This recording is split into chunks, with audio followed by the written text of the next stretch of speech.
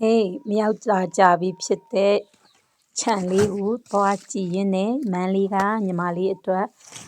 ပဲလိပ်ပြာလေးနဲ့ဂျင်းလေးတို့တိမ်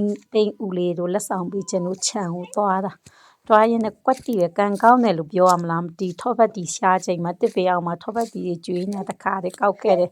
ပို့လို့တော့မရတော့ကိုစားဖို့အတွက်အိမ်စားဖို့ပဲရတယ်အဲ့နဲ့ဂျင်းနေလေတခါတည်းဂျင်းမျိုးတွေရောတခါတည်းတူလာအမျိုးသားငါဂျင်းတူလိုက်မယ်တဲ့နေပဲလိပ်ပြာခူလိုက်ဆိုမိမပဲလိပ်ပြာခူယောက်ျားကိုဂျင်းတူခိုင်းကလေးတွေကိုတခါတည်းရှုပ်ကလေး၃កောင်တခါတည်းကားပေါ်တခါတည်းထည့်ပြီးအောင်မှာကားပေါ်မှာစော့ခိုင်းထားပြီးကိုရီးယားပဲလိပ်ပြာမြန်ခူပဲလိပ်ပြာယာဒီရောက်ပြီဆိုတော့ကုံပါပြီပဲလိပ်ပြာကုံချိန်လေးရောက်တော့မှပေါ်ချိန်ပေါ့ဒီချိန်ကတော့ပေါ်ချိန်ဆိုတော့လက်ဆောင်ပေးတင်တာပေးရောင်းတင်တာရောင်းအချောက်တွေခွာတင်တာခွာခြံလေးကမရောက်တာကြတော့လေ